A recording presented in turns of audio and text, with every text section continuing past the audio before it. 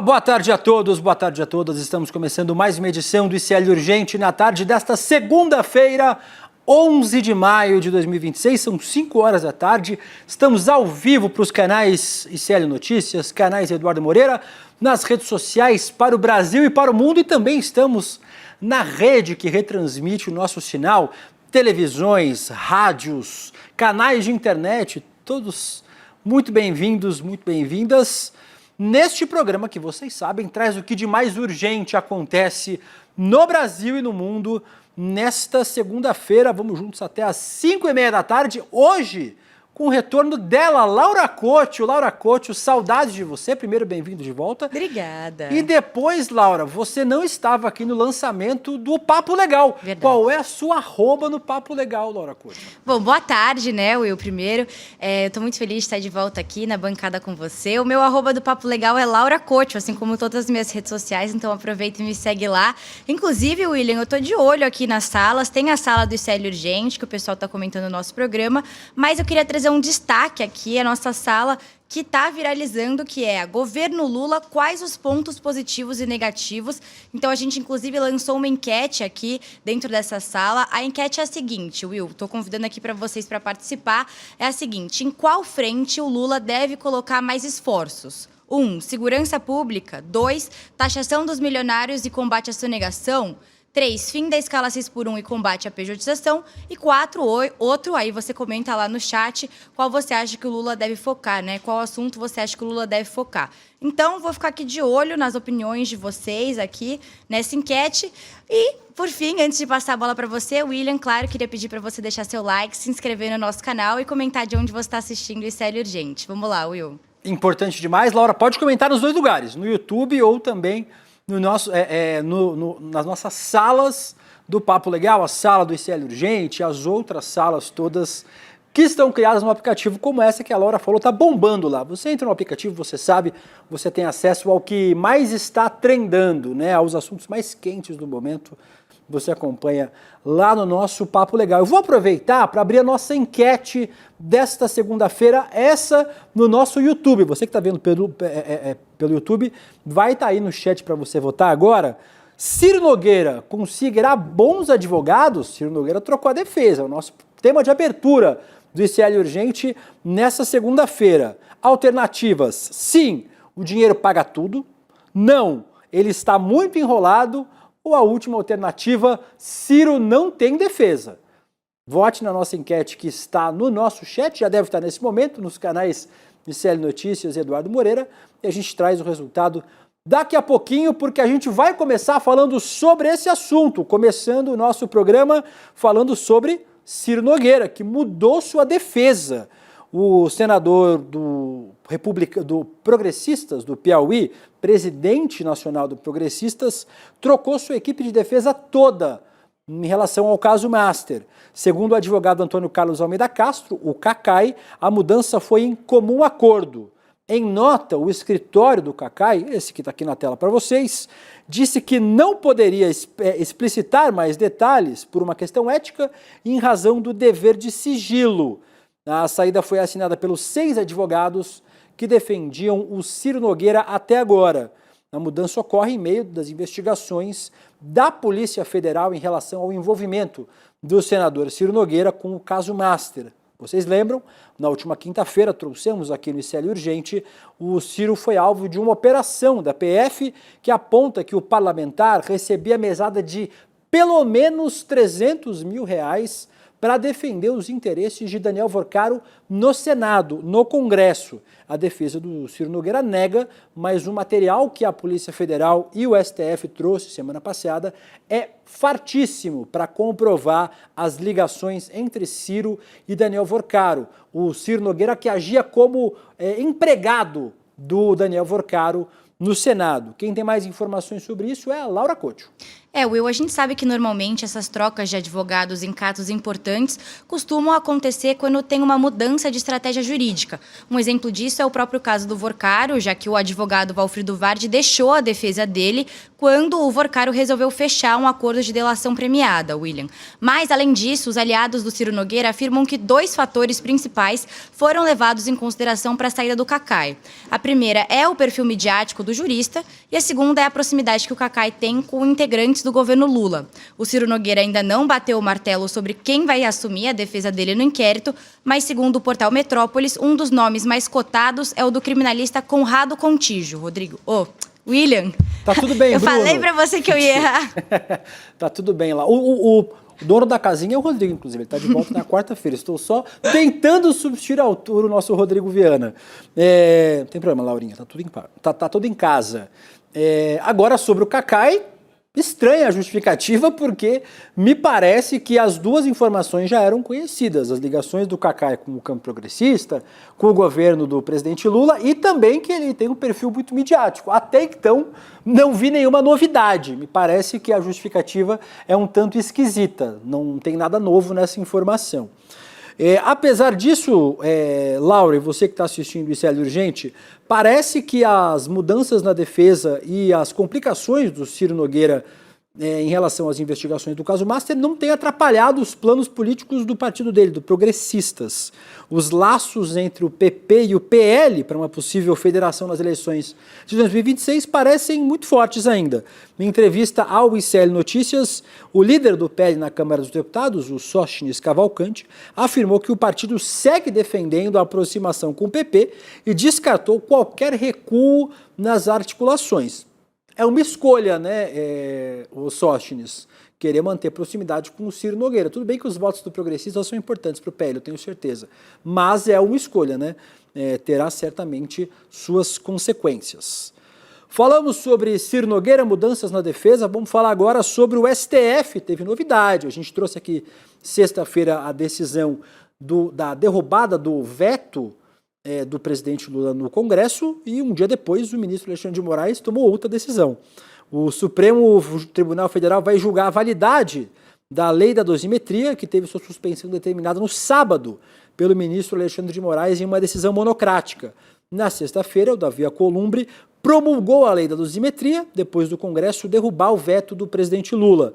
A lei altera o cálculo de penas e a progressão de regime para vários crimes, mas ela foi construída em especial para beneficiar os golpistas de 8 de janeiro, em especial o ex-presidente Jair Bolsonaro e o seu alto comando, que também acabou na cadeia, atrás das grades, por conta de tramar contra a nossa democracia. No dia seguinte, o Alexandre de Moraes, no sábado, suspendeu a aplicação da lei. Ele justificou a decisão como necessária para buscar segurança jurídica. E agora, Laura, o que acontece com esta lei? Will, olha só, o ministro Alexandre de Moraes, ele decidiu suspender a aplicação da lei da dosimetria até que a corte possa julgar as ações diretas de inconstitucionalidade que questionam essa nova lei. Essas ADIs foram apresentadas também pela Associação Brasileira de Imprensa, pela Federação PSOL Rede e também pelo grupo PT, PCdoB e PV. O Moraes também determinou que a Presidência da República e o Congresso Nacional se manifestem sobre o tema dentro de 5 dias. A AGU e a Procuradoria-Geral da União também foram requisitadas para emitir um parecer sobre essa lei da dosimetria. E, enquanto isso, não tem data definida no plenário do Supremo para análise do mérito da lei. Rodrigo... de novo, William. Vamos lá, de novo. O William. Comigo. O William, mais uma vez? Tá, é que eu tô aqui, tipo, no automático, entendeu, William? E você voltou William? hoje também, então tudo desculpa. bem. Vou te perdoar dessa vez. Mais um Rodrigo, perdoa mais. Ô, Laura, inclusive, a tendência no STF é que a decisão do ministro Alexandre de Moraes não seja seguida, né? A tendência da corte é manter a validade da lei da dosimetria, sancionada pelo Congresso, mesmo depois dessa decisão do ministro. Ao G1, alguns ministros afirmaram que a tendência é de manter a lei e também, a suspensão pode acontecer com possíveis reservas. Isso teria acontecido porque, abre aspas, em vários momentos o Congresso atropelou o Legislativo por pressa. tem gente que está com pressa mesmo, né, Laura? Inclusive o ex-presidente Jair Bolsonaro. É outro que está com pressa, Laura.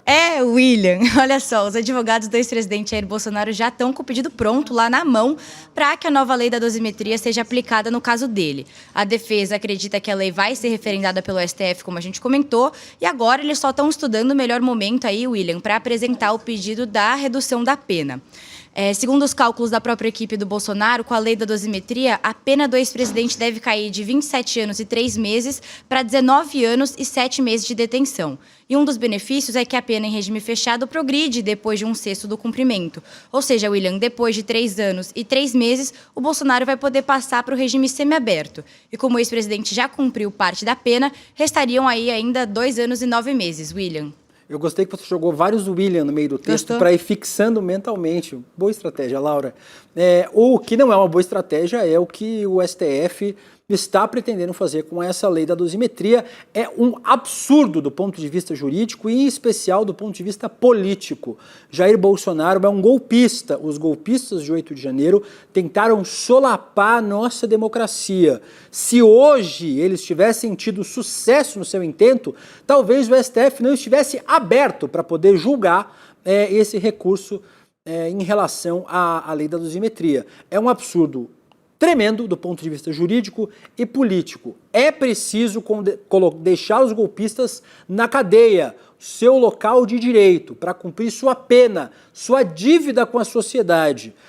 Um país que não consegue passar limpo o seu passado é condenado a repetir o passado de novo e de novo. A gente já fez isso anistiando os golpistas, torturadores, ditadores da ditadura de 64. Estamos fazendo novamente com os golpistas de 2023. A gente não aprende a lição e isso deixa um recado muito claro para os próximos golpistas. Os golpistas de 2037, 2042, que vão querer dar golpe de Estado de novo e vão olhar para o passado e falar: tá fácil. A gente tentou a gente conseguiu em 64, não foi punido. A gente tentou em 2023, não foi punido. Assim fica fácil para golpista. O STF precisa agir de novo, como agiu muito bem em relação ao julgamento dos golpistas, e precisa impedir que estes golpistas sejam colocados em liberdade. Ainda sobre esse assunto, o ministro Flávio Dino reagiu às críticas sobre decisões monocráticas da Suprema Corte. Em artigo exclusivo para a revista Carta Capital, publicado nesta segunda-feira, Dino afirmou que o debate sobre o tema exige menos slogans e mais atenção às regras que estruturam o funcionamento da Corte. Laura Couto.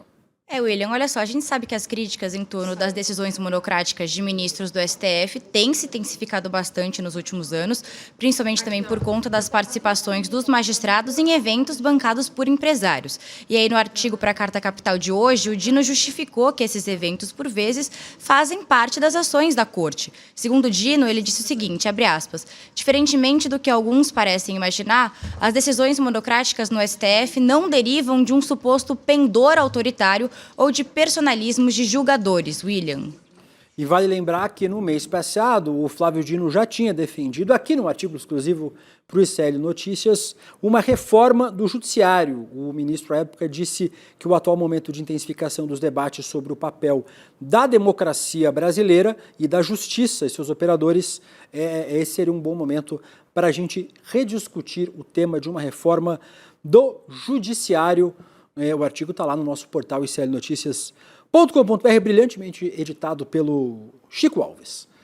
Mudando de assunto, mas ainda falando sobre política, o embate político entre o governo e o Congresso pegou fogo nas últimas semanas, mas parece que tem uma reaproximação à vista entre o presidente Lula e o Davi Alcolumbre, o presidente do Senado.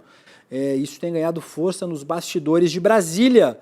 Segundo a colunista Dora Kramer, na Folha de São Paulo, o momento é resultado de uma relação de dependência mútua em meio ao atual cenário político. De um lado, o presidente Lula precisa fortalecer sua base no Congresso e, em especial, avançar em votações importantes, pautas importantes para o governo federal. E, do outro lado, o Davi Alcolumbre busca o que ele busca sempre, manter o seu prestígio, o seu poder, a sua capacidade de articulação e influenciar votações e também manter o protagonismo do Senado nas negociações com o Palácio do Planalto. Ou seja, com a disputa de espaço e poder, governo e Congresso continuam dependendo um do outro para garantir governabilidade e força lá em Brasília, o que é difícil para o governo. Claramente o Davi Alcolumbre não é confiável, não dá para confiar no Alcolumbre. Ele pode prometer, mas certamente não vai entregar o que promete. E por isso é preciso que o governo esteja atento a essa articulação. A gente também espera que o governo tenha mudado o formato de articulação, porque as últimas derrotas foram muito duras para o governo. A derrota da indicação do Jorge Messias ao STF e também a derrubada dos vetos do presidente Lula em relação ao PL da dosimetria. É importante que o governo redobre sua articulação, porque tem votações importantes ainda esse ano.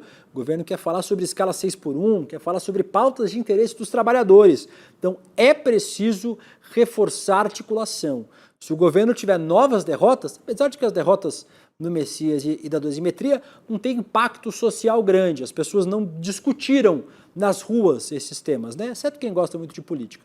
Mas as pessoas comuns não foram tocadas por esse tema. Já outros temas aí sim são importantes, como por exemplo o fim da escala 6x1. E é aí que o governo precisa reforçar sua articulação para garantir a aprovação dessas pautas, lembrando que ano eleitoral, então é fundamental que o governo reforce este debate. Enquanto a aproximação do Lula e do Alcolumbre ganha força, a situação do presidente do Senado está ficando mais delicada entre os próprios aliados, Laura Couto. Will, olha só, os senadores Rogério Marinho, do PL, e Tereza Cristina, do PP, estão buscando aí apoio dos colegas para disputar a presidência do Senado contra o Alcolumbre no ano que vem, 2027. O Alcolumbre foi o protagonista de derrotas importantes do governo no Senado, como você mencionou, né, Will? Como a rejeição do Jorge Messias para o STF, também a aprovação do PL da dosimetria, que a gente mencionou agora há pouco, que pode reduzir as penas do Jair Bolsonaro e os outros condenados pelo 8 de janeiro.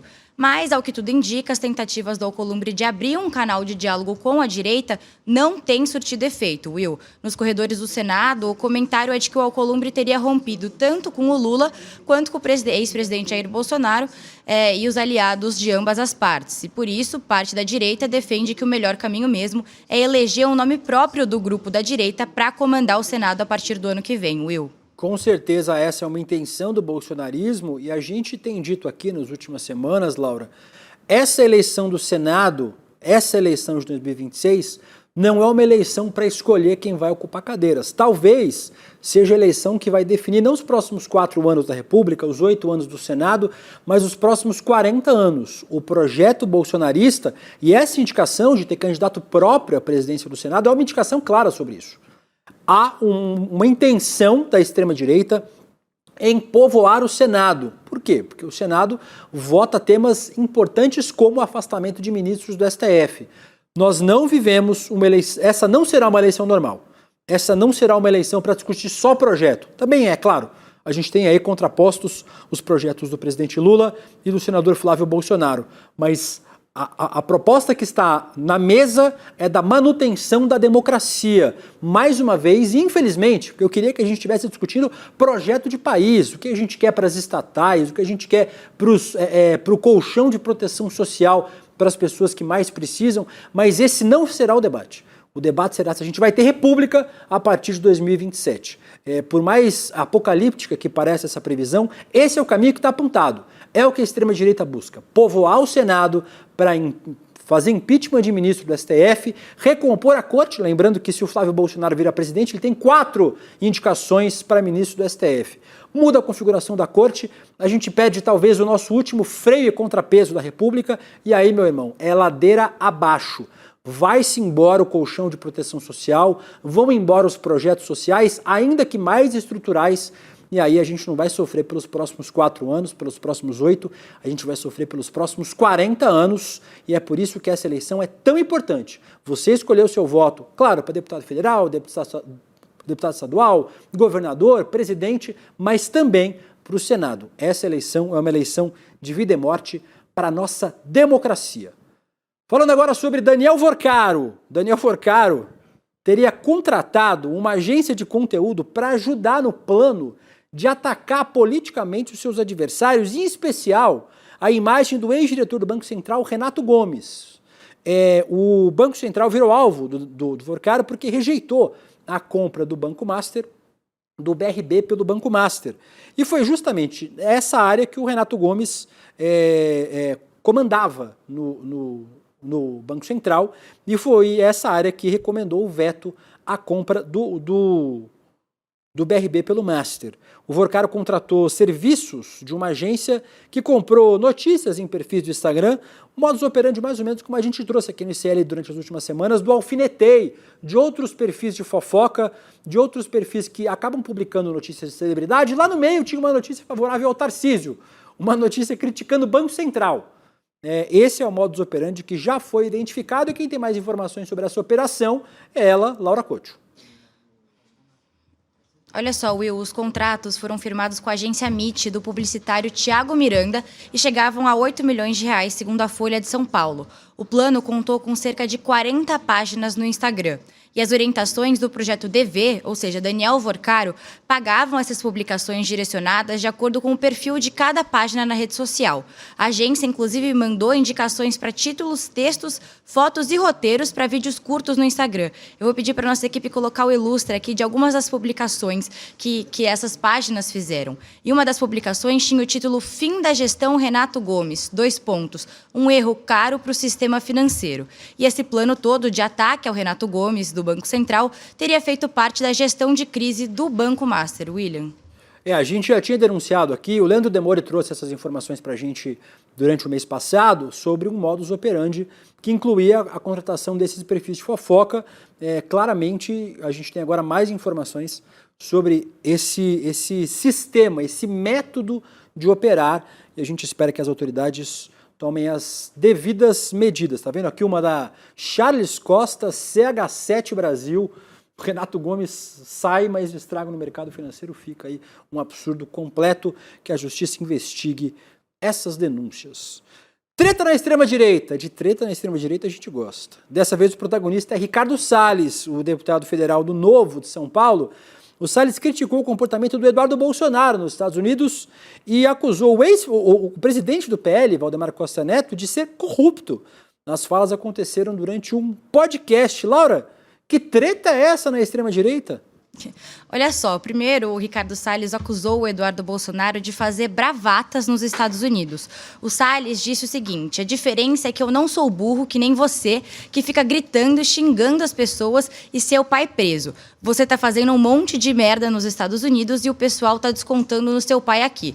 Então aí o Ricardo Salles criticando o Eduardo Bolsonaro. E no mesmo podcast, o deputado federal também acusou o presidente nacional do PL, Valdemar Costa Neto, só que dessa vez ele acusou o Valdemar de ter praticado corrupção no Ministério dos Transportes em gestões aí que o Valdemar indicou os responsáveis por comandar a pasta. O Ricardo Salles disse o seguinte, William, abre aspas, a turma do Valdemar é que roubava no Ministério dos Transportes no DNIT, o Departamento Nacional de Infraestrutura de Transportes. Valdemar Costa Neto afirmou que vai processar o deputado Ricardo Salles pelas acusações, William. Nessa briga você está torcendo por quem, Laura? Pela briga, claro. Essa troca de farpas não é gratuita, viu, gente? Tem um motivo muito claro. O Ricardo Salles foi preterido. A extrema-direita escolheu o André do Prado, presidente da Assembleia Legislativa de São Paulo, para compor a chapa do Tarcísio de Freitas aqui. Vai ter o Guilherme Derrite, que é deputado, e era secretário de Segurança Pública de São Paulo, nessa chapa. E esse que vocês estão vendo aí, o André do Prado, esse aqui, o André do Prado, do PL, como outro candidato ao Senado nessa chapa. Aí quem ficou de fora, o Ricardo Salles, ficou mordido e por isso resolveu atacar Eduardo Bolsonaro e também o Valdemar Costa Neto. É aquela competição para ver quem é o menos pior. A gente continua torcendo pela briga. Falando em menos pior, a gente vai falar de Ciro Gomes. É sempre bom saber a hora de parar, né, gente? É sempre bom ter um amigo que fala para você, acho que já deu. Nesse caso, o Ciro Gomes parece ter descoberto sozinho. O ex-governador do Ceará decidiu que não vai ser candidato à presidência da República em 2026. Ele havia sido convidado por outra pessoa que a gente não sabe mais o que está fazendo da política, mas continua, Aécio Neves, para disputar a vaga pelo PSDB. O fim de carreira que parece não acabar nunca, né? a decisão nunca foi tão fácil, segundo o Ciro Gomes. Ele disse que não rejeitou o convite logo de cara porque a angústia com a situação do Brasil o fez considerar a possibilidade. Ainda assim, o Ciro não está fora da disputa eleitoral de uma forma geral, porque vai disputar o governo do Ceará mais uma vez.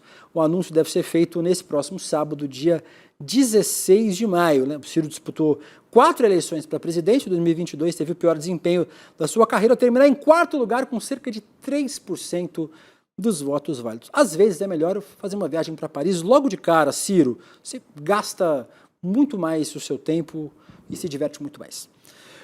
Donald Trump, presidente, agora notícias internacionais, o presidente Donald Trump dos Estados Unidos chamou de estúpida e lixo a proposta mais recente apresentada pelo Irã para encerrar a guerra no Oriente Médio. Afirmou que o cessar-fogo entre os dois países está por um fio. A declaração foi feita numa coletiva hoje na Casa Branca e a gente tem um trecho dessa fala do Trump para vocês.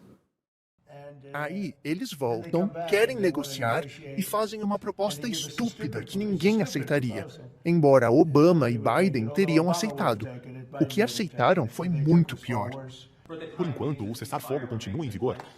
Sabe, está inacreditavelmente fragilizado, eu diria. Eu diria que está mais fraco agora, depois de ler aquele lixo que eles nos enviaram. Eu nem terminei de ler. Eu disse, não vou perder meu tempo lendo isso. Eu diria que é um dos mais fracos agora. Está por um fio. A contraproposta do Irã, que o Donald Trump se refere, foi enviada por interlocutores do Paquistão. Segundo o Wall Street Journal, o Irã rejeitou desmantelar suas instalações nucleares e propôs enviar parte do urânio para um terceiro país que não tivesse envolvido no conflito. A resposta iraniana pedia garantias de que o urânio transferido ia ser devolvido caso as negociações fracassassem ou os Estados Unidos abandonassem o acordo em uma etapa posterior. O governo do Irã também afirmou estar disposto a suspender o enriquecimento de urânio, mas por um período inferior ao proposto por Donald Trump. Ainda falando sobre Trump, mas sobre alguém que o Trump parece estar gostando mais. Um líder que ganhou o coração do Laranjão. O presidente Lula conversou com Donald Trump antes da viagem aos Estados Unidos pelo telefone celular do empresário Joesley Batista, da JBS. As informações são da jornalista Jussara Soares para a CNN Brasil e quem tem mais informações é a Laura Couto. Will, parece que esse Joesley Batista está sempre envolvido na história, né? Mas olha o que aconteceu. A ligação ocorreu no dia 30 de abril, durante a visita do Joesley ao Palácio da Alvorada. O Lula relatou para o Joesley a dificuldade que o governo brasileiro estava tendo para marcar uma agenda com Trump, e aí o Joesley pegou o celular e ligou para o Trump no mesmo momento, e aí o Lula conversou com ele. A conversa aconteceu sem a presença do chanceler Mauro Vieira ou de assessores da área internacional do Planalto, e foi nessa ligação que o presidente Donald Trump liberou a agenda dele para uma visita do Lula, que a gente sabe aí que terminou com um I love you, que significa te amo em inglês. E esse contato telefônico entre o Lula e o Trump não foi registrado nas agendas dos dois chefes de Estado, e o Palácio do Planalto e o Itamaraty também não se pronunciaram sobre isso, William. E aparentemente o Trump disse I love you para o Lula e a gente não sabe se o Lula respondeu. Vamos lembrar que o Bolsonaro tinha feito isso com o Trump e o Trump mandou um beleza, vai avisando, numa reunião prévia, quando o Bolsonaro ainda era presidente do Brasil. Também é importante lembrar que a JBS foi a maior doadora empresarial para a cerimônia de posse do Trump. O Joesley esteve em Washington no mesmo dia em que Lula, e segundo a apuração da CNN, teve uma agenda particular com Trump antes da chegada do presidente brasileiro à Casa Branca. Não teremos tempo de falar sobre o IP, sobre a IP, sobre o detergente IP, mas daqui a pouco no ICL Notícias segunda edição, que estarei muito honrado de estar na bancada de novo com Gabriela Varela e Chico Sá, a gente vai falar sobre esse assunto. Mas eu queria aproveitar para fazer duas coisas. Primeiro, fechar nossa enquete. Temos o resultado da enquete, Ricardo? Sim? Não temos o resultado da enquete. Então, você aí no nosso chat vai ver o resultado da enquete daqui a pouquinho. Tem ou não tem? Tem, claro que tem, claro que vai. Você acha que não? Vão me deixar sem enquete? Claro que não. Ciro Nogueira conseguirá bons advogados? 66% sim, o dinheiro paga tudo, 13% não, está muito enrolado e 21% Ciro não tem defesa. Muito obrigado para quem votou na enquete. Continue participando das enquetes no Papo Legal, no nossa sala do ICL Urgente, nas outras salas que a gente tem criado por aí. Aproveitar para me despedir dela, Laura Couto, muito obrigado pela companhia. Bem-vinda de volta, amanhã estaremos de volta. Obrigada. Valeu, Will. Olha só, falando em enquete, só queria trazer uma parcial aqui da nossa sala Governo Lula, quais os pontos positivos e negativos, que está ganhando aqui sobre qual deve ser a prioridade do governo Lula, é o fim da escala 6x1, William, com 59% dos votos. Então, continue votando aí, que essa enquete ainda vai rolar no N2. Até, William, até amanhã. Muito bem, Laura, até amanhã. Aproveitar os 30 segundinhos que faltam de programa para pedir para você se inscrever em Bandidos de Farda, nesse próximo domingo, dia 17, 8 horas da noite, documentário excelente feito pela Juliana Dalpiva. Teremos aqui Eduardo Moreira e Juliana Dalpiva falando sobre... A gente vai exibir o documentário e, na sequência, você vai ter esse debate espetacular. Vocês estão acompanhando as reportagens da Ju Dalpiva no iclnoticias.com.br. Esse documentário está impecável. Revelações sobre a ditadura militar, trechos inéditos, nunca antes vistos. Você verá o documentário Bandidos de Farda. Só se inscrever em iclurgente.com.br. E dito isso, encerramos o programa nesta segunda-feira. Vocês ficam agora com o ICL Notícias, segunda edição. Eu vejo vocês daqui a pouquinho. Tchau! Olá, tudo bem? Aqui é o Leandro Demore, eu sou jornalista e diretor de jornalismo do ICL e faço um alerta. O que a gente vai mostrar nesse original ICL foi mantido em sigilo por décadas por aqueles que governaram o país após o golpe militar e civil de 1964. 73 nomes, codinomes e a história surreal de agentes duplos. Relatos de cirurgias, amantes e roubos. 83 páginas manuscritas com pagamentos. Apostilas de um curso da MI6, o Serviço Secreto Britânico, que revela uma casa comandada pelo codinome Dr. Bruno. Esses eram os Bandidos de Farda. Juliana Dalpiva, Igor Melo e Chico Otávio são os jornalistas que vão revelar como essa estrutura clandestina funcionava aqui no Brasil. Dia 17 de maio, domingo, às 8 horas da noite, eu te vejo por lá. Perdeu ao vivo? Fica tranquila, aqui no ICL a informação não tem hora para acabar. Toda a nossa programação está organizada em playlists no YouTube. Desperta, ICL Notícias primeira edição, ICL Notícias segunda edição, Em Detalhes, ICL Urgente e muito mais. É só acessar o canal, escolher a sua playlist e dar o play. ICL, informação com profundidade no seu tempo.